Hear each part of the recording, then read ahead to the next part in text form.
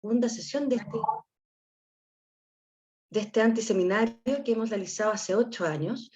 Les quiero contar un poco de la jornada de ayer, en donde estuvimos con una poeta mapuche de nombre Libertad Manque, y donde estuvimos trabajando y conociendo el trabajo de la poesía desde lo mapuche, desde su mirada, desde su filosofía, y hasta la creación. También hay 2 entrevistas que realizamos, que realizó parte del equipo del museo.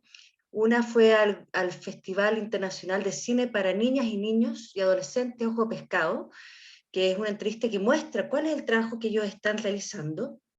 Y la segunda entrevista es a la editora y curadora de la exposición El Bosque de lo Diminuto, que se exhibe en la Galería Cero en el Centro Cultural de la Moneda. ¿Y por qué están estas 3 actividades? ¿Y por qué la actividad de hoy día?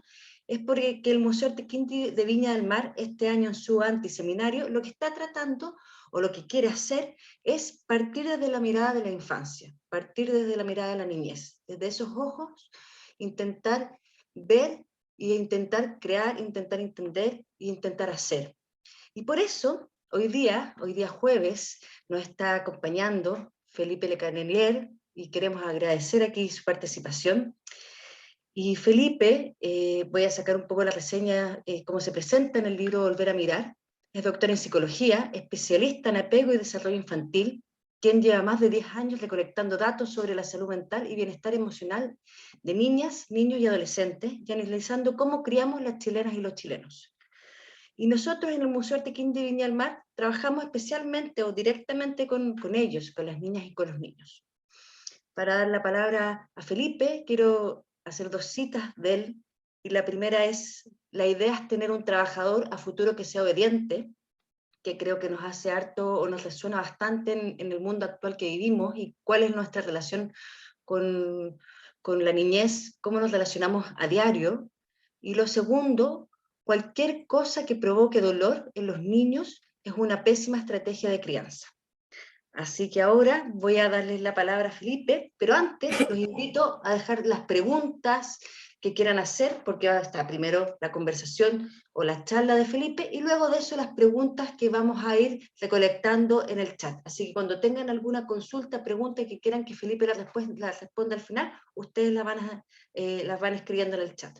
Así que muchísimas gracias por estar hoy día aquí con nosotras. Gracias Macarena, gracias al Museo Artequín de Viña y gracias por el nombre del antiseminario. Con eso uno ya se embarca al tiro, porque parece que ahora todo, lo más sano parece que es anti en general. Así que le agradezco mucho y voy a hablar un poco de ciertas cosas, ciertos temas de mi nuevo libro sobre el tema de la crianza y obviamente que espero conversar después y que me pregunten lo que quieran. A ver, nosotros hablamos de esto que llamamos la revolución respetuosa, que no tiene que ver con la idea de revolución como de destrucción, sino que tiene que ver con la idea de volver a mirar las cosas de otra forma, ¿ya? Como más bien una revolución paradigmática, se podría decir. Necesitamos urgente volver a mirar las cosas de otra forma, y respetuosa porque el respeto de alguna manera para nosotros es como la vía para comprender la infancia, para comprender a los adultos, para comprender el sufrimiento de las personas. Entonces, nuestra arma de batalla, podría decir, no sé si batalla es la palabra, pero es justamente esta idea de que necesitamos urgente volver a mirar la educación, necesitamos volver a mirar la crianza, y en el caso de la infancia necesitamos hacer por primera vez en la humanidad algo que tenga que ver con los niños, que sea para ellos, que sea desde ellos, porque los datos son terribles y lo que muestran es que en verdad nosotros tenemos niños en este país, pero no los consideramos. Están dentro de las personas más olvidadas de nuestro país, de varios países desgraciadamente, y necesitamos urgente un cambio de mirada. A eso se refiere como lo revolucionario, mirar fuera de la caja, mirar lo que nos han enseñado, volver a mirar cómo creemos que es la crianza, cómo creemos que es la educación. Y yo tengo una historia de investigación, entonces para mí la investigación es algo que es fundamental. pero no solamente porque me gusta investigar, sino porque cuando uno lleva tantos años investigando, a uno le da el placer de ver que las investigaciones o la ciencia está del lado de los niños, ¿ya? Las investigaciones nos han ido mostrando, por un lado, lo que le estamos haciendo a los niños, el sufrimiento que le estamos provocando, pero por otro lado, las investigaciones también nos han ido mostrando cómo podemos volver a mirar la crianza y la educación. ¿Por qué la idea de volver a mirar y qué tiene que ver con el respeto?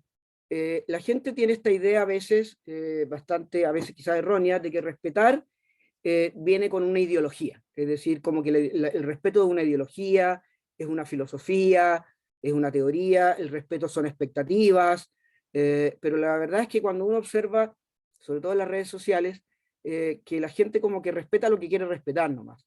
Nosotros respetamos lo que nos conviene, respetamos solamente a las personas que están de acuerdo con nosotros, los que no están de acuerdo no los respetamos, a veces respetamos ciertas formas de vida, no respetamos a veces a los animales, no humanos. Entonces el respeto es bien extraño actualmente, porque se usa mucho este eslogan del respeto, pero la verdad es que es súper subjetivo y autorreferente el respeto para mucha gente. Respetamos lo que nos conviene, respetamos a aquellas ideologías, políticas, religiones que están de acuerdo con nosotros, pero nunca respetamos a aquellas personas que van en contra de lo que nosotros pensamos o de nuestra ética. Entonces, lo que yo hice fue tomar la idea del respeto de los filósofos griegos. Para los filósofos griegos, respetar no es imponer algo, simplemente es esta actitud mental, emocional, de siempre estar mirando al otro, ¿ya? Es decir, en el respeto verdadero no se imponen cosas al otro, no se imponen crianzas, no se imponen filosofía, no se imponen teorías, más bien el otro yo lo vuelvo a mirar y siempre lo estoy mirando, y cuando uno vuelve a mirar al otro, el otro aparece. ¿Y aparece en qué sentido? En que aparecen sus necesidades, aparece su mundo, aparece su universo. Entonces, la idea que yo tengo de respeto no es el imponer algo, no es el imponer mi vida de adulto, mis propias creencias, mis concepciones de la vida, sino que es esta actitud de que el otro te diga cómo quiere ser respetado, que el otro te diga qué es lo que necesita, qué es lo que siente. Entonces, por eso está la idea del respeto como un volver a mirar. Y cuando uno vuelve a mirar y uno se sale de sí mismo y empieza a mirar al otro, aparece el otro.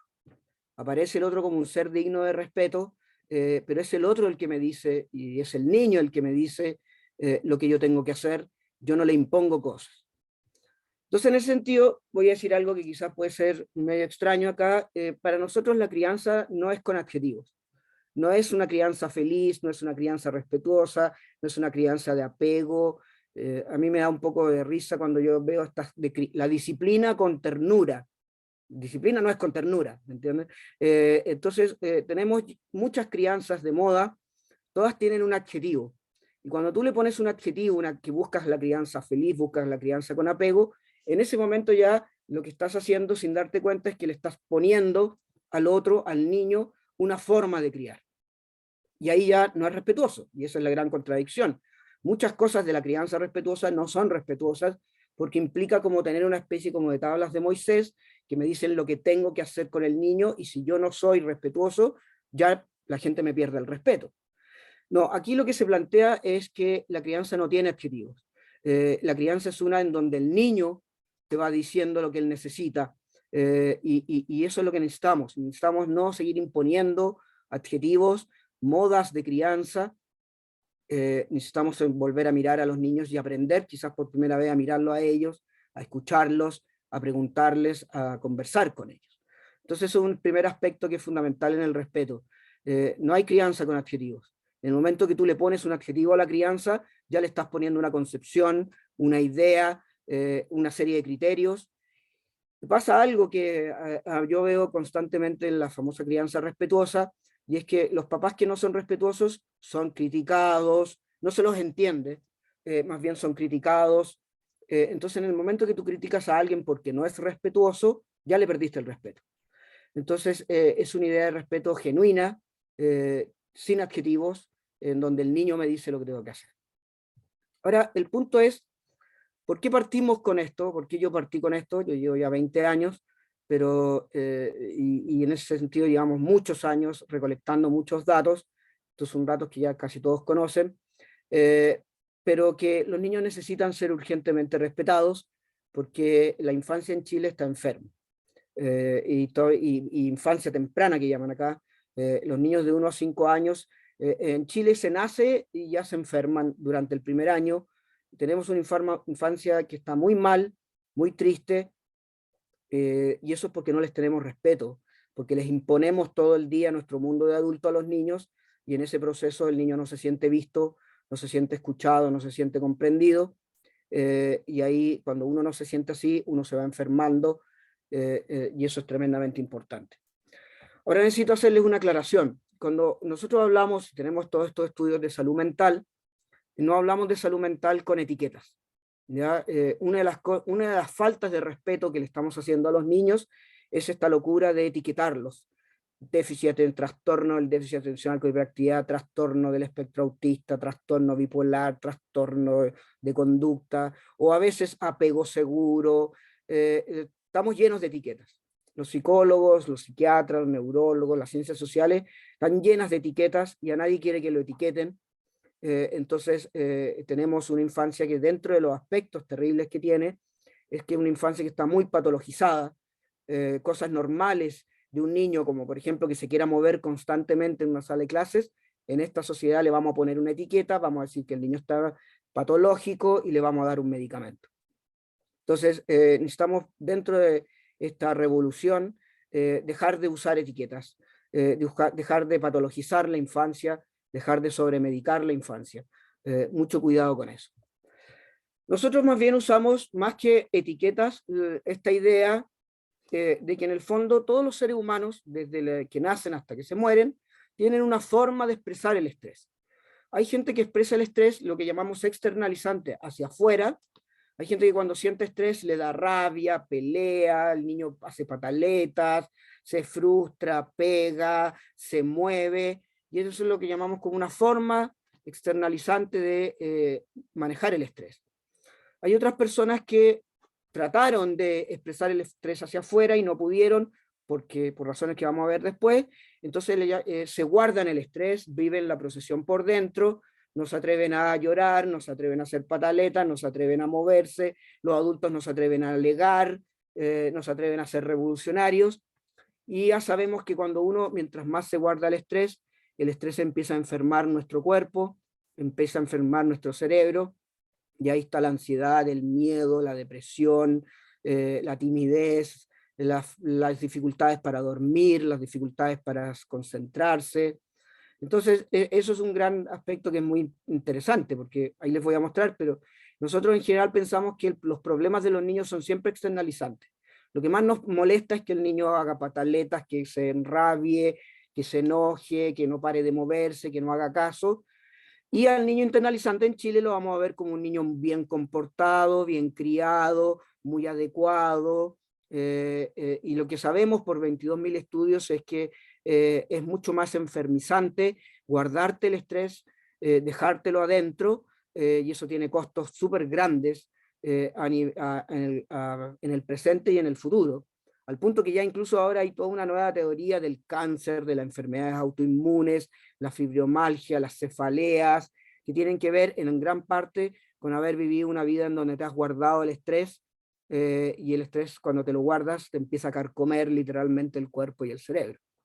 Entonces tenemos esta idea de que no es una patología, son formas de ser, pero sí hay formas de ser que te enferman más que otras. Es mucho más sano para un niño poner el estrés afuera, hacer pataletas, enojarse, frustrarse, pegar a veces, que este niño que en Chile va a aparecer siempre como el niño bien comportado, pero que está viviendo la procesión por dentro.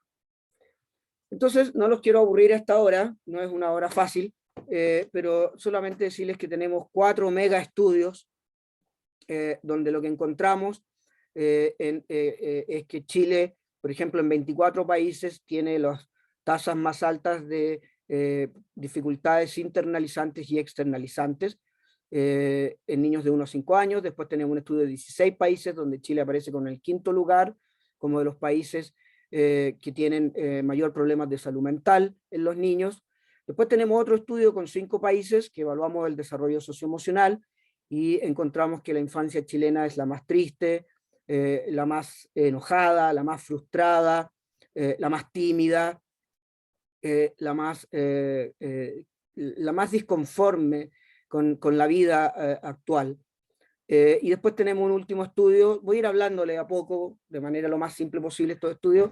Tenemos un estudio de 14 países donde lo que hicimos fue evaluar todo lo anterior, es decir, evaluamos la salud mental, evaluamos el bienestar emocional y evaluamos la crianza. Y para que se entienda, mientras más negro es el país, dentro de estos 14 países, peor es la salud mental del niño, más infelicidad siente y las estrategias de crianza son más negativas. Entonces los países que salieron peor en este estudio es Chile, Brasil, China y Rusia. Entonces esto nos preocupa, a pesar de que está en mi libro y a pesar de que llevamos 11 años hablando de estos estudios, nadie todavía se hace realmente cargo, no está en las políticas públicas de infancia, pero tenemos una infancia enferma, tenemos una infancia muy infeliz y eso es un gran tema que nos obliga de alguna manera a volver a mirar lo todo. Y sobre todo volver a mirar o empezar a mirar a los niños por primera vez. Entonces esto es bastante preocupante. Quiero explicarles algo. Dentro de todos estos estudios, una de las cosas que encontramos es que, a diferencia de lo que la gente piensa, y que se entiende por qué, es que aquí en general los niños que les llaman externalizantes son los que van a llegar al psicólogo, al psiquiatra, al neurólogo, son los que el profesor, el docente se va a enojar con ellos, ellos son los que más, entre comillas, molestan. ¿Ya? En general los estudios muestran que los papás se quejan más de ese tipo de niños. En cambio los niños internalizantes no van a llegar al psicólogo, van a aparecer en Chile como niños muy bien comportados. ¿Qué es lo que nosotros encontramos? Que en verdad los niños externalizantes no es el problema en Chile. El problema en Chile es que tenemos niños demasiado bien comportados, niños que ya desde temprana edad aprenden a no llorar, a no moverse, a no quejarse, a no hacer pataletas, y ahí les voy a mostrar por qué. ¿Y por qué les digo esto? Porque en el mundo la prevalencia de niños internalizantes es de 3 a 5%. En Chile nosotros encontramos del 16 al 20%. Es decir, encontramos que Chile, Chile junto a Corea son de los 2 países más internalizantes del mundo. Es decir, son de los 2 países en donde desde que naces hasta que te mueres, te vas guardando y guardando el estrés, te empieza a enfermar de alguna u otra manera a nivel emocional, a nivel físico, y eso es lo que nos preocupa. No nos preocupa en el niño que hace pataletas, no me preocupa el niño que no para de moverse, me preocupa ese niño que parece bien comportado, de acuerdo a la norma chilena, pero él está viviendo la procesión por dentro, está sufriendo mucho, y eso tiene costos, tanto en el presente como en el futuro. Una de las cosas más terribles de la internalización es el suicidio adolescente. No voy a hablar mucho rato del suicidio adolescente, es un gran tema. El suicidio adolescente no tiene que ver necesariamente con cuánto sufriste en la infancia. Hay niños que no necesariamente sufrieron terribles traumas y no se suicidan. Los niños del Sename no se suicidan tanto como el resto de los niños. El suicidio es un problema internalizante. ¿En qué sentido? Que el niño ya cuando llega a la adolescencia se siente ya tan solo, tiene tan pocas expectativas de que alguien lo vaya a ayudar, que pareciera que la muerte es la solución. Y les quiero mostrar estos datos que nadie habla y que son realmente terribles, pero resulta que en Chile el suicidio adolescente es la tercera causa de muerte entre los jóvenes de 10 a 25 años, es la segunda causa de muerte en los adolescentes entre 15 y 19 años, y esto es lo más terrible. En un estudio mundial, Chile es el segundo país con la tasa de suicidio adolescente más alta del mundo. Corea es el primero. Tenemos una adolescencia suicida en Chile. Nadie quiere hablar de esto. Desde un punto de vista religioso, el suicidio es un pecado. Y desde cualquier otro punto de vista, el suicidio es algo de lo que nadie quiere hablar, es algo de lo que la gente suele ocultar. Los colegios también lo ocultan. Pero somos el segundo país que tiene la tasa de suicidio más alta en el mundo, suicidio adolescente. Y eso es algo que es tremendamente preocupante, y eso es parte de vivir en un país internalizante. Un país desde que el niño nace, de alguna u otra manera se le da el mensaje de que no tiene que llorar, no tiene que moverse, se tiene que portar bien, tiene que aprender a comer, tiene que aprender a dormir, tiene que sacarse buenas notas, y eso va carcomiendo la vida del niño hasta que en la adolescencia, que es un periodo genial, es un periodo de creatividad, es un periodo que nosotros llamamos expansivo. El adolescente no puede ser adolescente en Chile, se le va a dar un medicamento, si es que ya no lo sigue, no está tomando, se le va a poner una etiqueta, y el adolescente se siente solo y siente que no hay nadie que lo pueda ayudar. Y eso sí que es terrible. Y en Chile el suicidio adolescente ha aumentado un 215% en los 4 años. Es decir, esto es un problema que ya tiene a larga data, pero que desgraciadamente mientras más el país se va poniendo más controlador, más aumenta el suicidio adolescente. Ahora, la gente, ustedes pueden pensar, bueno, pero no todos los adolescentes se suicidan, obviamente que no. ¿Ya? Hay otras formas, a veces también bastante insanas, de aprender a expresar el estrés. Si en Chile gran parte, una tasa muy alta de adolescentes ya tiene una historia de que los han retado por llorar, por moverse, por hacer pataletas, por dar su opinión, entonces el adolescente ya, él, como es expansivo, no puede expresar su expansividad, entonces algunos se tratan de suicidar, pero hay otros que buscan otras formas más insanas de expresar su expansividad, que es a través del consumo del alcohol y la droga. Este es un estudio que muestra que Chile es el país que tiene la tasa más alta de consumo de marihuana y de alcohol en Latinoamérica. El consumo de alcohol, hace 20 años, el promedio de los adolescentes empezaban a consumir alcohol a los 15, 16 años, ahora el promedio de edad del consumo de alcohol y droga es de 12 a 13 años. Y la tasa es altísima. Son cosas que nadie quiere saber y nadie quiere decir, pero en gran parte de los colegios el consumo de alcohol y droga en la adolescencia está casi normalizado. Y quiero decir algo que es muy importante: el consumo de alcohol y drogas y el suicidio adolescente no tiene clase social. No es más alta en las clases sociales más empobrecidas. A veces es más alta en los niveles más ABC1 que en los niveles más empobrecidos. Entonces, otro gran problema, hay que hacerse cargo de la adolescencia, pero estos problemas que yo les muestro, en el fondo simplemente es el resultado de llevar 10 años, 12 años, 15 años guardándote el estrés y terminar explotando en la adolescencia. Entonces, una de las grandes preguntas que yo me hago, que nos hicimos, y ahí es donde empezamos a hacer muchos estudios, es ¿por qué? ¿Por qué tenemos en Chile una infancia tan enferma? ¿Por qué somos el segundo país con la tasa de suicidio adolescente más alta? ¿Por qué somos el primer país más alcohólico y drogadicto en la adolescencia en Latinoamérica? ¿Qué es lo que pasa? Como me decían en estos estudios internacionales, mis colegas me preguntaban, oye, pero ¿qué le hacen a ustedes a los niños en Chile? ¿Qué educación tienen que tienen a los niños tan enfermos? ¿Qué tipo de crianza tienen que tienen a los niños tan enfermos? Yo podría estar mucho rato hablando, pero voy a tratar de ser lo más resumido posible y mostrarles algunas de las causas presentes de por qué tenemos una infancia tan enferma. El primer gran tema, y esto es un mega tema, es el tiempo. No hay tiempo. La realidad es que no hay tiempo para criar. En Chile y en muchos países, sobre todo estos países que buscan la productividad económica y lo que llaman el desarrollo económico, hay más tiempo para trabajar y menos tiempo para criar. Y eso ha ido aumentando a través de los años. Cada vez usamos más el tiempo en trabajar y cada vez usamos menos el tiempo en cuidar, en criar. De hecho, Chile tiene una gran paradoja, al igual que otros países, y es que nosotros tenemos hijos para tenerlos siempre lejos, en salas de cuna, en jardines infantiles, en colegios, en universidades. Tenemos hijos para no estar con ellos. ¿Por qué? Porque nos dijeron que tiene que ir al jardín, tiene que ir al colegio, y eso es un problema. Quiero mostrarles un estudio muy duro, muy terrible, que lo que hizo fue analizar en qué usamos el tiempo los adultos.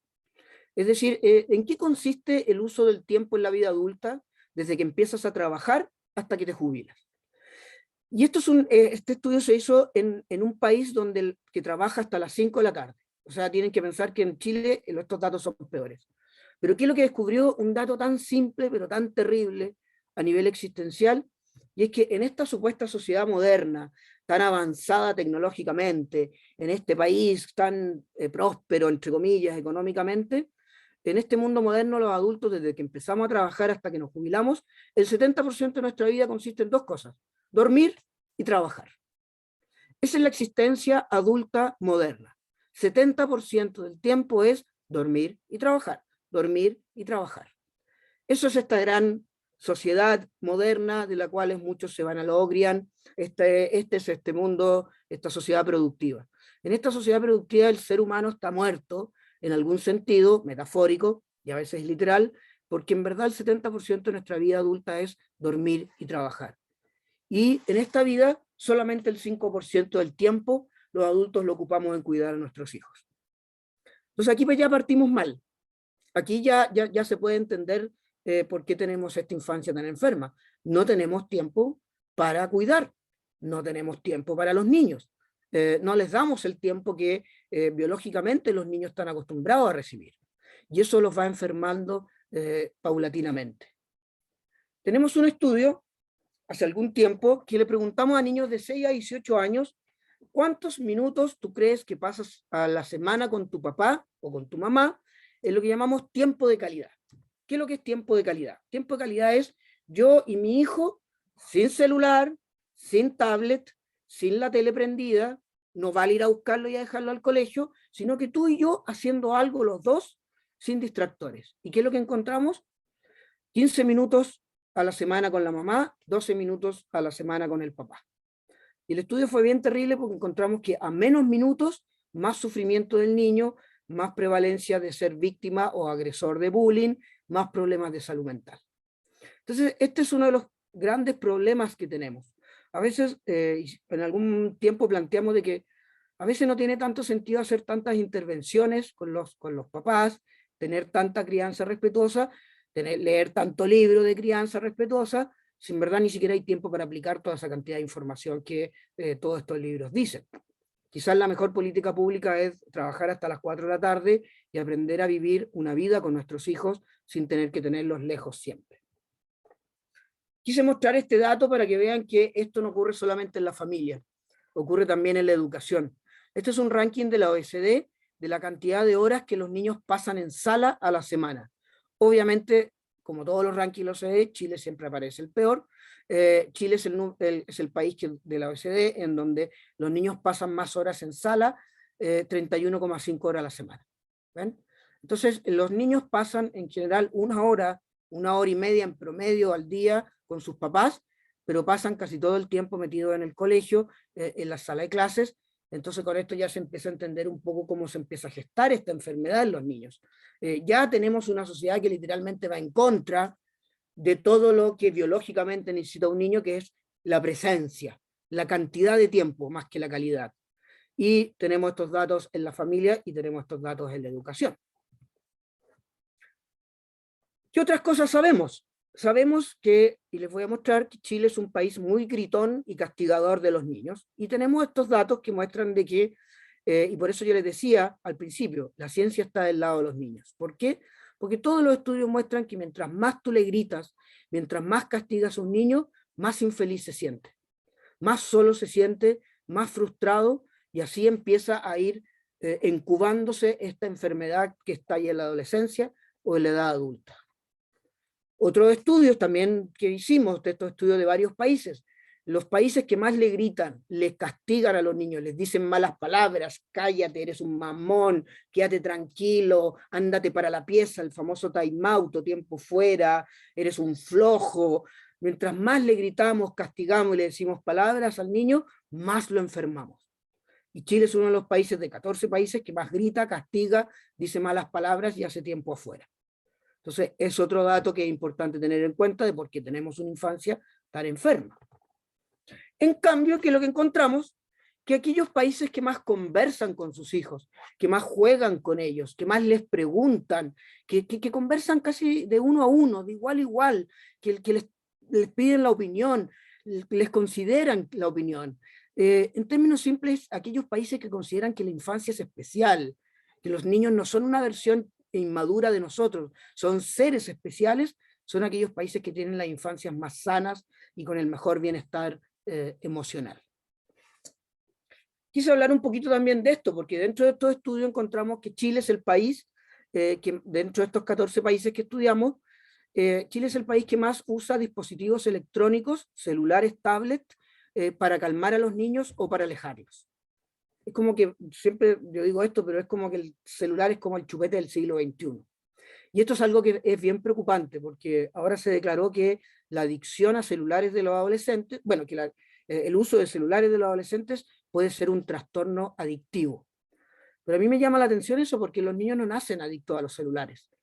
Un niño adicto al celular es porque tiene un adulto adicto al celular. Vayan a un restaurante, hagan esta observación así media antropológica, vayan a un restaurante, vayan a un patio de comida, ustedes se van a dar cuenta que todos los adultos, o la mayoría, está ahí con el celular. Si los niños son adultos adictos a los celulares, es porque los adultos somos adictos a los celulares. El niño lo ve en nosotros y lo único que hace es imitar lo que nosotros hacemos. El niño desde primer año empieza a decir, bueno, si este aparatito que mi mamá tiene, que siempre no lo suelta nunca, siempre lo está revisando, siempre está preocupado de él, se desespera si lo pierde, ese aparatito debe ser muy especial. Yo también lo quiero. Yo también, para mí también tiene que ser especial porque para mis papás es muy especial. Entonces, eso es algo que es muy importante tener en cuenta. Somos el país de 14 países que más uso de celulares hacemos en los niños chiquititos para calmarlos o para que no molesten. Ya, toma, aquí está el celular, ya, anda a jugar, anda a jugar. Y eso es otra forma que fomenta la internalización. Entonces, cuando empezamos a ver todo este tema, la pregunta que empezamos a ver, preguntándole a los niños, haciendo todos estos estudios, es que nos dimos cuenta de algo que es bien obvio. El mundo de un niño es su familia y su colegio, ¿ya? Pero resulta que nos dimos cuenta que para el niño la familia y el colegio se parecen. Es decir, como decimos, como yo digo, nosotros criamos como educamos y educamos como criamos. En el colegio buscamos educar al niño, que aprenda determinadas cosas, pero nosotros también pensamos que la crianza es educación. Al niño le tengo que enseñar a comer, enseñar a dormir, enseñar a portarse bien, enseñar a no pegar, enseñar a ser una buena persona. Nosotros tenemos una idea bien extraña de la crianza y es como que el niño es como que nace como un pequeño, perdonen que les diga esto, pero como un pequeño estúpido que yo le tengo que enseñar todo, porque si yo no le enseño a mi hijo a no pegar, mi hijo va a ser agresivo. Si yo no le enseño a estudiar o yo no le digo que estudie, mi hijo va a ser un flojo después. Tenemos esta idea de que criar es como educar. Ahora, si nos ponemos en el lugar del niño es difícil eso, porque al final recibe lo mismo en ambos mundos. Siempre toda esta presión de que pórtate bien, anda a acostarte, aprende a comer, aprende a dormir, no pegues, no te muevas, ¿me entiendes? Toda esta constante presión prohibitiva, controladora de la conducta del niño. Y eso también hace de Chile y otros países parecidos a Chile como generadores de una infancia tan enferma, porque el niño no tiene un lugar donde poder ser el mismo, porque en ambos lugares que son su vida, la gente actúa de manera parecida. El docente a veces se parece al papá o a la mamá. Quédate tranquilo, anda a acostarte, pórtate bien, no llores, déjate hacer pataletas, no le pegues al hermano, puro reto, pura prohibición. Quería mostrarles esto para demostrarles que no estamos tan equivocados con lo que decimos. Este es un estudio súper importante que hizo la UNICEF hace varios años. Y es un estudio muy bonito, ¿saben por qué? Porque siempre los estudios que le preguntan a los niños son estudios bonitos. Porque cuando tú les preguntas a los niños, tú descubres un nuevo mundo. Y este es un estudio que le preguntó a los niños sobre ¿qué crees tú que es importante para tus papás? De ti. Y para ver ciertas respuestas. Entonces, por ejemplo, le preguntaron ¿por qué te felicitan tus papás? Y los niños todos, estos son niños de 6 a 18 años, ¿eh? Y los niños dijeron por mi rendimiento, por mi comportamiento y por mis logros. ¿Qué es lo más importante para tus papás? Y los niños respondieron lo mismo. El rendimiento escolar, el esfuerzo escolar, el orden doméstico, respetar a los adultos. ¿Cuáles son las cosas que a tu papá le interesa conversar contigo? Que me tengo que sacar buenas notas, esforzarme al máximo de los estudios y ser respetuoso con los mayores. ¿Por qué el estudio es muy bonito? Porque al niño le hicieron 20 y tantas preguntas y siempre las respuestas fueron estas tres. Por ejemplo, se les preguntó, bueno, tuviste en vacaciones con tu papá, ¿qué fue lo que conversaste con ellos? Que el próximo año me tengo que sacar buenas notas, que me tengo que esforzar más en matemáticas y que tengo que portarme bien. Entonces, si nos detenemos un poco y lo pensamos, qué terrible es pensar que tus hijos piensan eso de ti. Qué terrible, yo tengo 2 hijos, mi hija tiene 18 y mi hijo tiene 15, Yo me moriría si yo pensara que para mis hijos lo que me importa a mí es que ellos se saquen buenas notas, que sean esforzados y que sean respetuosos. Y eso es lo que los niños a veces perciben de las personas que más quieren. Entonces, eso te da un poco la idea, esta idea de que criamos como educamos, educamos como criamos. Ambos mundos se parecen, ambos mundos están llenos de expectativas, de sobreexigencia, de sobreacademicismo. No quise ponerlo acá por el tema del tiempo, pero les puedo contar que nosotros hicimos otro estudio y les preguntamos esta vez a los papás. Y les preguntamos, ¿qué es lo más importante para tus hijos? Y nos llevamos una sorpresa que ya no era sorpresa, y es que los papás nos dijeron, yo quiero que sea feliz, yo quiero que sea una buena persona, yo quiero que no sufra, yo quiero que no caiga en las drogas, y cosas como ese tipo. Pero miren, ahí están los dos mundos, ¿me entienden? Ahí están los dos universos realmente disjuntos, que parece que son dos realidades paralelas. Porque esos mismos papás que lo único que te dicen en el discurso, que lo único que quieren es que sus hijos sean felices, a veces son los mismos papás que están todo el día presionando por las notas, por estar en las pantallas, porque se tiene que sacar buenas notas, que tiene que portarse bien. Hay varios estudios que muestran que los adultos decimos una cosa y hacemos otra. Entonces, uno de los grandes temas, yo lo toco en mi libro, es esta idea que es la crianza como educación. ¿Es la crianza realmente, es enseñarle a los niños cosas? ¿Es la crianza enseñarles a dormir, a comer, a portarse bien, a controlarse, a ser buenos alumnos? Y hay estudios que lo que tratan de ver es qué es lo que mi hijo toma de mí. ¿Toma de mí mi hijo lo que yo le digo? ¿Toma de mí mis enseñanzas, mis moralejas? ¿Y qué es lo que se ha demostrado? Que no es así. Que la crianza, el niño no toma de ti lo que tú le dices. El niño lo que toma de ti, perdón, es lo que tú haces. El niño lo que toma de ti es la coherencia de tus acciones. Es decir, es difícil que yo le diga a mi hijo que estudie si a mí no me ve estudiando. Es difícil que yo le diga a mi hijo que sea una buena persona y que respete a los otros si él me ve y voy en el auto con él y yo empiezo a tirar groserías al que se me pone al frente. Esa es una de las cosas más complejas que se ha descubierto, y estoy siendo bien simple, en la crianza. La crianza no es enseñar, no es educar, la crianza es ser, no parecer. Es el niño toma de ti no lo que tú le dices, no tu crianza respetuosa, no tus tablas de Moisés de la crianza respetuosa. El niño toma de ti lo que tú eres. El niño toma de ti, desgraciadamente, lo que tú no controlas en ti mismo, que es esa forma de ser que tú eres. Si él te ve no respetando a los otros, es muy difícil que él aprenda el respeto, aunque tú le digas que tiene que respetar a los otros.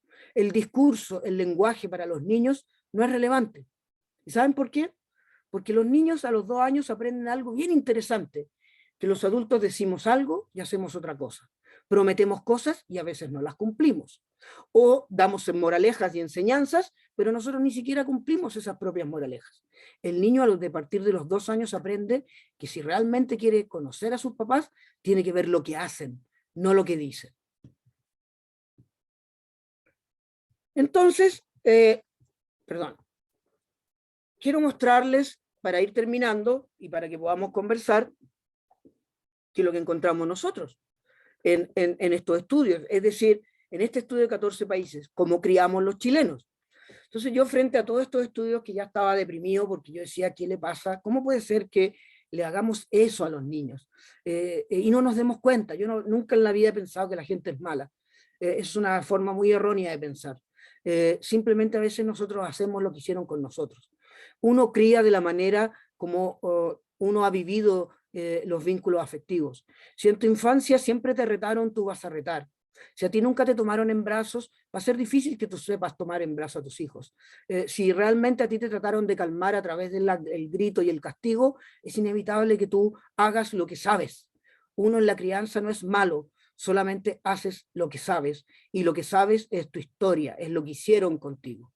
Entonces, frente a eso, de todas maneras, yo traté de pedirle a mis colegas de otros países que me escribieran una frase. Entonces, les pedí, mira, ya, tenemos todos estos estudios. Ustedes saben estos estudios. ¿Cómo ustedes podrían resumir en una frase cómo criamos en Chile? Y ellos me mandaron esta frase, que dice que, bueno, la evidencia es clara en mostrar que en la crianza chilena, en donde primero a los niños no se les permite expresar el estrés. No se permite llorar, no se permite hacer pataletas, no se permite alegar, no se permite frustrarse. ¿Y cómo lo hacemos? Usando estas técnicas que se llaman conductuales, es decir, que son técnicas que más que buscan comprender el niño, la idea es controlar su conducta. Somos el país que más reta, más castiga, más time out, ándate a la pieza, y más dejamos llorar a los niños en la noche para que aprenda, entre comillas, a dormir. Y somos un país en donde, no el 100% obviamente, esto es un estudio, pero en donde pareciera que nuestra estrategia de crianza es prohibir y controlar. A lo Foucault, vigilar y castigar. ¿Ya? Somos un país que lo que busca, principalmente porque estamos también los adultos muy estresados, porque no tenemos tiempo para estar con los niños, pero más bien lo que buscamos es que a través del reto, del castigo, queremos controlar al niño. Quédate tranquilo, deja de moverte, no le pegues a tu hermano, anda a acostarte, cómete toda la comida. Queremos controlar la conducta del niño, más que tratar de comprender el por qué el niño hace lo que hace. Y desgraciadamente lo que encontramos también es que somos el país que menos conversa, menos juega y menos le pregunta a los niños sobre lo que quieren, lo que necesitan. Entonces con esto se puede entender un poco por qué tenemos esta infancia tan enferma.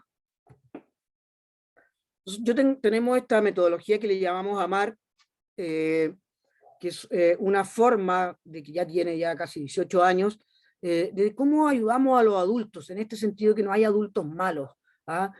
Cómo ayudamos a los adultos a desarrollar un estado emocional, un estado de respeto hacia los niños, y tenemos programas AMAR para familias de acogida adoptiva, para niños del Sename, visita domiciliaria, para niños chicos, para colegios, de todo. Pero en este programa, lo primero que tratamos de hacer con los adultos es esto que llamamos el cuidado respetuoso emocionalmente seguro. Es decir, los programas o AMAR tienen esta idea de que el adulto tiene que ir de a poco elaborando una especie de volver a mirar al niño, y bajo estas 4 consignas, que son como una especie que podríamos llamarlo como de mantra mental, ¿ya? Se las voy a explicar de manera muy simple. Primero, es inevitable que como adultos le pongamos al niño nuestra propia cosmovisión de adultos. Tienes que estudiar, porque si no estudias no vas a ser nadie en el mundo. Yo quiero que tú seas un niño tranquilo, yo quiero que aprendas esto. Siempre le estamos poniendo a los niños nuestras propias expectativas de adultos. Siempre lo estamos mirando desde la cosmovisión de los adultos, desde un tipo de crianza. No, tú tienes que pegarte a mí, vamos a usar fular. Pero hay niños que no les gusta estar pegados a sus papás, hay niños que les gusta más independencia. Entonces, una de las primeras cosas es que como adultos tenemos que tratar de ver, bueno, pero ¿hay algo que yo le impongo a mis hijos? ¿Tengo en verdad, mi hijo en verdad es una expectativa mía? ¿En verdad yo no hice tal cosa, yo quiero que mi hijo haga tal cosa? ¿Le impongo a mis hijos mis propias expectativas? Entonces, un primer aspecto que es importante trabajar es por cómo ponemos entre paréntesis, así como el budismo, ¿me entiendes? ¿Cómo nos quitamos toda esta carga adultizada para no ponerla en el niño? ¿Para qué? Para aprender a ver a los niños, desde su propio mundo, para que por primera vez aprendamos a conocer a los niños. ¿Qué quiere mi hijo? ¿Qué me quiere decir? ¿Qué me quiere expresar? ¿Qué necesita? Pero desde ellos, no desde yo poniéndole mi mundo de adulto. Y lo tercero, esto sí que para nosotros es como una especie como de voz mental, se podría decir, que uno tiene que estar ahí pensando siempre. No le hagamos a los niños lo que no nos gustaría que nos hicieran a nosotros. Y ahí es donde todos los adultos siempre caemos en una contradicción vital. Yo tengo adultos que llegan, también atiendo a hartos adultos y me dicen, estoy súper mal, Felipe, ¿por qué tengo una jefa que lo único que hace es retarme, me trata mal, me baja la autoestima? Pero a su vez después ese mismo adulto me cuenta de que retó al niño porque no se portó bien, ¿me entiendes? Es decir, a nosotros nos es muy fácil hacerle a los niños algo, pero si a nosotros nos hicieran eso mismo, llegas a consultar con un psicólogo o una psicóloga. Es tan fácil caer en esta contradicción de que le hacemos constantemente cosas a los niños, los retamos, los tratamos de manipuladores, los tenemos todo el día en el colegio, pero a su vez nosotros vivimos alegando porque nos retan, porque tenemos que trabajar todo el día, porque tenemos que cumplir metas. Es decir, nos es tan fácil caer en la contradicción de hacerle a los niños algo que si a nosotros no lo hicieran, serían casi una violación de los derechos del niño, del ser humano. Cuidado con eso, como una especie de mantra que uno tiene que tener. No le hagan a los niños lo que no nos gustaría que nos hicieran a nosotros. Y finalmente, tratemos de evitar ese lenguaje negativo que tampoco no nos damos cuenta que lo hacemos. Eres un manipulador, eres un flojo, ¿por qué siempre te andas portando mal? Sin mencionar que hay muchos papás que les dicen groserías a sus hijos. Evitemos el lenguaje negativo. A los niños les duele mucho el lenguaje negativo, les afecta mucho. Tratemos de quitar el lenguaje negativo. Y termino diciéndoles que en verdad puede parecer como bien terrible esto que yo estoy diciendo, es como decir, bueno, ¿cómo tan pesimista este hombre?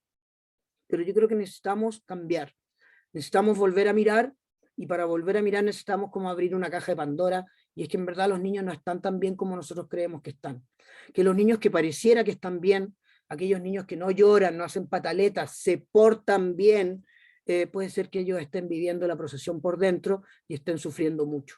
Necesitamos urgente este cambio de mirada. Y yo creo que la ciencia está de nuestros lados, tenemos muchos datos que por fin, ahora ya, la ciencia es como la voz de los niños, y tenemos que volver a mirarlo todo, y ojalá que les haya servido esta pequeña charla. Gracias.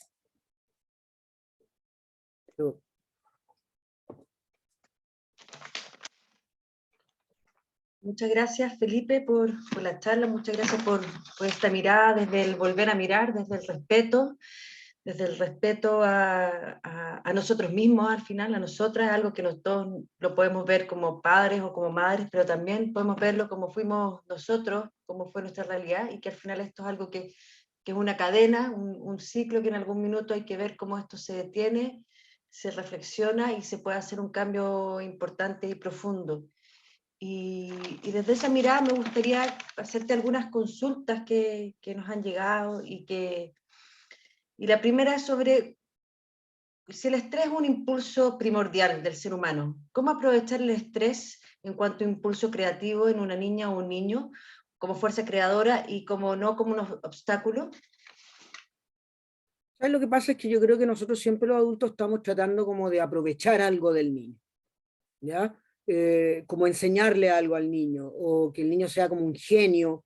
No, el estrés es una respuesta normal del ser humano, es una respuesta sana, es el cuerpo que te está diciendo, oye, así como por ejemplo, no sé si se escucha porque estoy como medio con la cámara media extraña. ¿Se escucha así? Sí. Ok. Así como a mí, si yo como algo que me cae mal y me duele la guata, el estrés es lo mismo. El estrés es una expresión completamente natural del cuerpo de que algo no va bien, de que algo al niño no le gusta, de que algo en su vida no está bien. Yo no aprovecharía el estrés, más bien lo contenería, lo aceptaría, dejaría que el niño exprese todo el estrés, no lo criticaría por expresar el estrés, dejaría que el niño exprese el estrés y le daría el mensaje, nosotros lo llamamos el mensaje de la presencia y la protección. Es decir, yo estoy aquí, ¿ya? Yo estoy aquí, y no voy a hacer nada raro contigo, no te voy a criticar, voy a estar contigo. Entonces yo no trataría de aprovechar el estrés.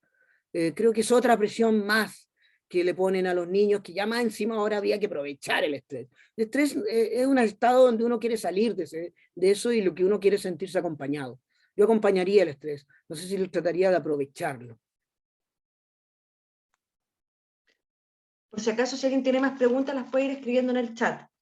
Hay otra pregunta que está relacionada con el tema del fracaso. Al final, muchas veces los padres y las madres identifican que si no hacen un camino ordenado, ¿cierto? Disciplinado, como planteas tú, esta disciplina tierna, de alguna manera, puede ser que al final de cuentas hay un miedo, ¿cierto? En los padres y en las madres en no concluir en una educación que sea lo que tiene que ser de alguna manera, por lo que se dice actualmente, que ojalá estudie, termine el colegio, llegue a la universidad, sea respetuoso, sea una buena persona, etc. Y ese miedo al fracaso, ¿cómo se podría ver, cómo se podría trabajar con los adultos al final? Sí, yo estoy completamente de acuerdo en esa idea, pero mira, eso tiene esta idea de que como que yo, la crianza es amoldar a un niño a mi gusto. Nosotros no tenemos tanto control en la crianza como creemos que tenemos. ¿Ya? El niño es un ser que nace ya con una forma de ser. El niño nace genial, ¿ya? Eso ya lo sabemos. Los niños nacen intrínsecamente empáticos, colaboradores, mentalizadores, muy geniales. Es esta sociedad la que va convirtiendo a estos genios en pequeñas ovejitas obedientes. ¿Ya? Entonces, lo primero que hay que entender es que yo no tengo tanto control en la crianza de mis hijos. Segundo, no porque yo le diga algo al niño, él va a ser así. No porque yo le diga a mi hijo todos los días que tiene que ser una buena persona, él va a ser una buena persona. ¿Ya? Entonces, es un primer aspecto que es fundamental. Lo segundo, yo no quise hablar de la educación, pero les quiero decir algo. Las notas, el rendimiento escolar, no predicen en más del 10% el éxito laboral que va a tener un ser humano después. 20 años, 30 años de estudio, 30 años de estudio han demostrado de manera pero más que fehaciente de que el Mateo del curso no necesariamente va a ser el exitoso en la vida real. Mira los grandes genios. Los grandes genios odiaron el colegio, les iba pésimo en el colegio. Parece que en este mundo, mientras más diferente, extraño eres, eso parece que predice más el éxito laboral y creativo de una persona. El ser un Mateo y que te saques puros 7, los estudios son claros en mostrar, no predice más del 10% de cómo te va a ir en tu vida. Entonces ahí es donde yo insisto que también usemos la ciencia. Ahora es algo que los ministerios de educación no te lo quieren decir, porque en este país la nota es un número, es una plata, ¿ya? Es una matrícula, pero las notas no predicen el éxito de una persona. Si tú quieres tener a tu hijo como un Mateíto, que le vaya bien, ordenadito, lo que vas a tener después es un obediente, trabajador, que va a trabajar con nada completa, que va a aceptar todo, pero que se va a terminar enfermando por dentro, porque no hay ser humano que aguante ese estilo de vida. Yo prefiero crear genios rebeldes, que no les vaya bien en el colegio, pero que aprendan a pensar por sí mismos, que disfruten del conocimiento, disfruten de la creatividad. Eso es lo que yo espero de los niños. No estas ovejitas obedientes que estudian y que les va bien, pero después no son felices. Y eso es lo que muestran los estudios. Y otra pregunta que está relacionada también, que es, ¿cuál es tu mirada en relación a la alta cantidad de niñas y niños con diagnóstico de espectro autista? Uf, gran tema.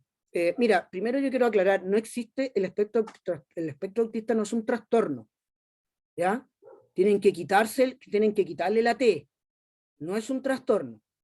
Eso también es otro gran movimiento mundial de la neurodiversidad, en donde el cerebro es tan plástico, los seres humanos, o sea, hay una característica que los seres humanos tenemos, el ser humano no es ni bueno ni malo, ni egoísta, ni empático. El ser humano, ¿saben cuál es la característica que tiene? Es diverso. Somos la diversidad, somos la especie más diversa de la Tierra. Eso significa que estar dentro del espectro autista simplemente es otra forma, al igual que muchas otras formas de vivir el mundo, de estar en el mundo.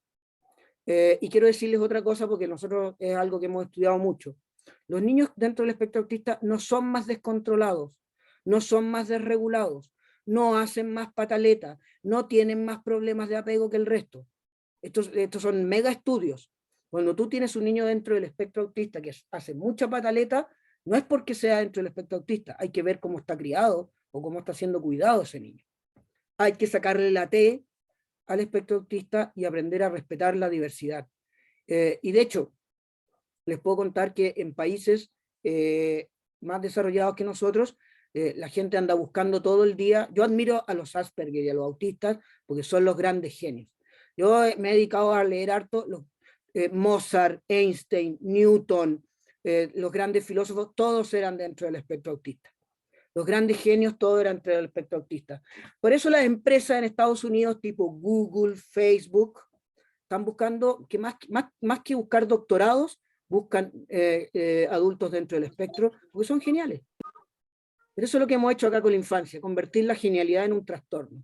No es un trastorno, hay que parar eso. Y eso ha sido también otra de las batallas que uno está librando todo el día. Hay una pregunta súper relacionada que habla, ¿cómo se puede abordar a un adolescente de 15 años que tiene TDA? ¿Cuál es su mirada con respecto a los medicamentos que le recetan para tranquilizarlo porque tiene comillas? Ya, no existe el TDA tampoco. ¿Ya? Es algo que también es aclarar, y no lo digo porque lo digo yo, ¿ah? La misma persona que inventó el TDA antes de morir se declaró que en verdad lo había inventado, porque el TDA se ha convertido en uno de los negocios más millonarios del mundo. No los voy a aburrir, pero se publicó hace poco un gráfico de cuánto ganan, cuánto financiamiento reciben los expertos en TDA por parte de la industria farmacéutica. Estamos hablando de billones de dólares. Expertos en TDA son millonarios, ¿me entienden? El TDA no existe. Y aquí quiero aclararles algo. La única manera que el cerebro tiene de activarse es moviéndose. El cerebro recibe información de dos partes, de los estímulos sensoriales de afuera y de los estímulos del cuerpo. ¿Qué es lo que muestran los estudios? Mientras más un niño se mueve, más activa su cerebro. No existe forma de aprender si no es a través del movimiento. Hay estudios que comparan la actividad cerebral de niños que aprenden a través de la música, la gimnasia, el arte, frente a niños que aprenden a la chilena, sentaditos todos 36,5 horas mirando un PowerPoint. El cerebro del niño que aprende moviéndose se prende como árbol de Navidad. El cerebro que aprende a la chilena es un cerebro que está muerto, es como un cerebro de zombie. ¿Ya? Entonces, no existe el TDA. Y ahí está lo terrible que vivimos en este mundo. Hemos convertido algo tan natural como movernos en una patología y les damos medicamentos. No dejen que mediquen ni que patologicen a sus hijos. No es normal, no es sano. Yo trabajo en una unidad de psiquiatría, así que sé lo que estoy hablando, porque lo he estudiado. No existe el TDA. Gracias, Felipe. Nos sacaste algunos una carga que teníamos. Otra pregunta, ¿existen micromanifestaciones de niños que no se manifiestan? Me refiero a esos niños que no hacen pataletas. ¿Cómo darse cuenta que un niño bien portado está sufriendo? Y no es un niño bien portado solamente. Sí, yo no creo que un niño no creo que un niño exista que sea bien portado de acuerdo a los criterios chilenos. El niño es puro movimiento, es expresión del estrés, ¿me entiendes? Es caos, ese caos genial que tienen los niños. No sé si existe el niño bien comportado, pero la pregunta es muy buena. ¿Cómo yo lo detecto? Hay niños que tienen, que les pasan ciertas cosas y tú dices, bueno, el niño debería llorar, el niño debería haberme pedido ayuda y no lo hace. ¿Ya? Ese es uno de los criterios que tenemos que tener cuidado. El niño internalizante en situaciones que tú dices, bueno, pero ¿por qué no me dijiste? ¿Por qué no me contaste que eres víctima de bullying? ¿Me entiendes? ¿Por qué no me hablaste? En situaciones donde tú esperas que un niño sí debería ser pataleta, sí debería enojarse, no lo hace, está frente a un niño internalizante.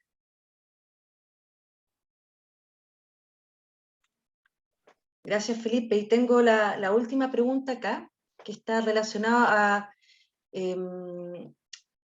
ahí salió otra pregunta más, que vamos a tomar estas dos preguntas y ahí vamos a ir finalizando, que está relacionado a tu mirada sobre la visión de Claudio Naranjo y la educación, que él pensaba que había que hacer un cambio importante en la educación, el cambio estaba ahí, y que en el fondo si no, estábamos siendo estos robots que hacíamos caso, que coincide bastante con lo que tú estás conversando. ¿Cuál es tu mirada sobre esta visión?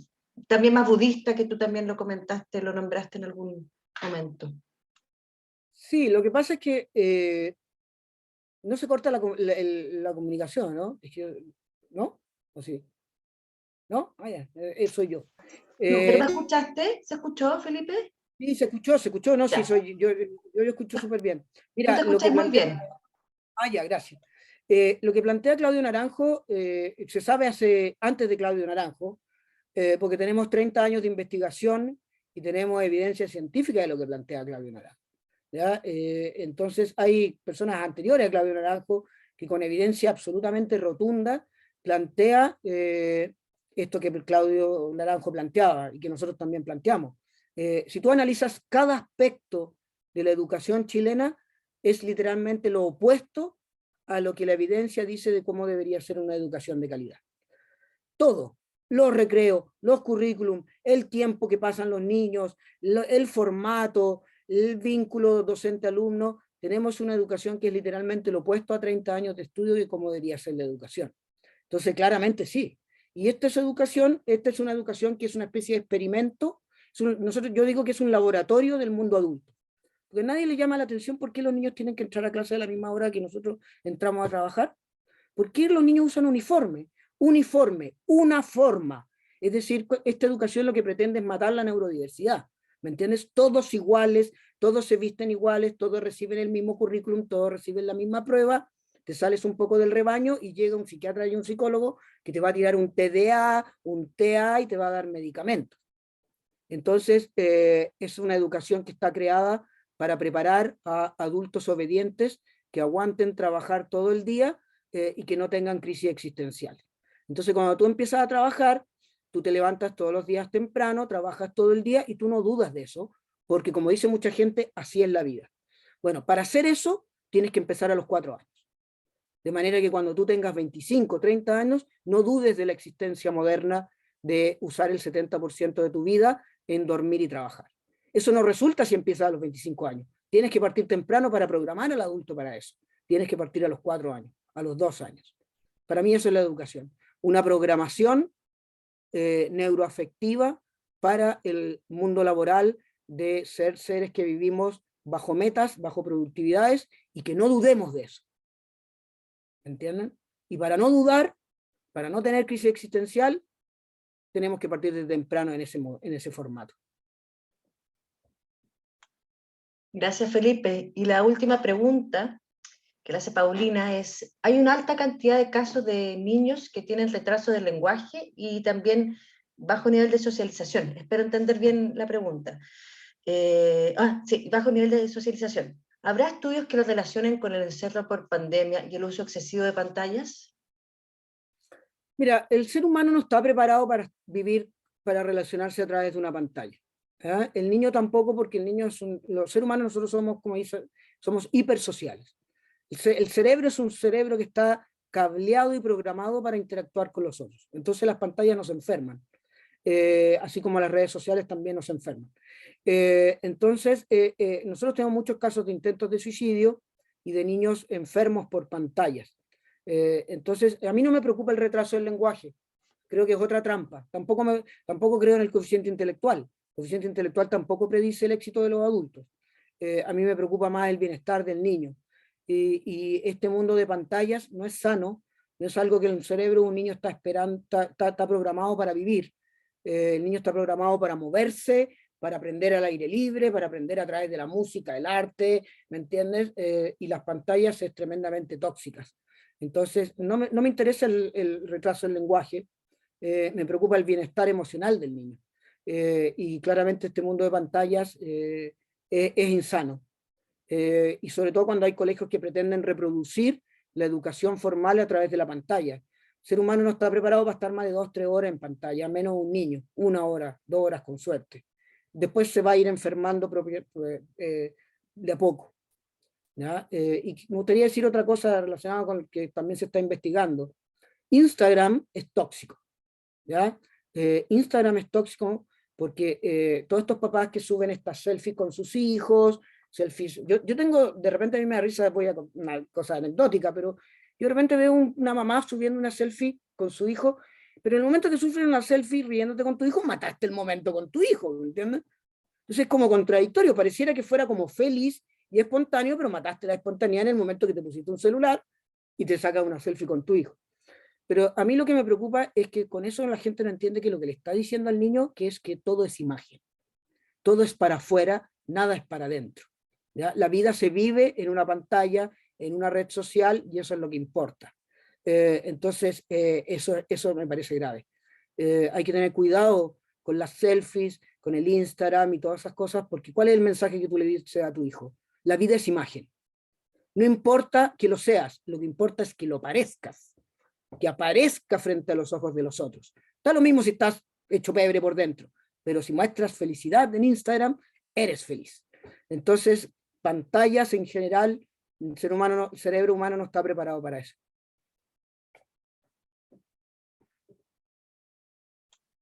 Muchas gracias, Felipe. Muchas gracias por la charla, por haber respondido todas las preguntas que teníamos, por darnos esta mirada hacia la infancia, hacia la niñez de una manera mucho más amplia, real, y que en el fondo descoloca, que yo creo que nos hace sentido a todas las personas que estamos aquí, así que muchas gracias. Te deseamos mucha suerte en este camino que has tomado. Yo voy a invitar a la gente que siga las redes sociales del museo, pero solamente que las vea para ver los talleres y las actividades y esas cosas. Y de todo corazón agradecemos a todos y a todos los que están acá y también al equipo con la organización que están aquí. Así que estén todos muy bien y que tengan una muy buena tarde. Muchas gracias por invitarme y por considerarme. ¿Eh? Estén muy Gracias. bien, descansen. Mil gracias. Gracias, chao. Chao, gracias. Chao. Chao, gracias. Gracias, chao. Gracias, muchas gracias.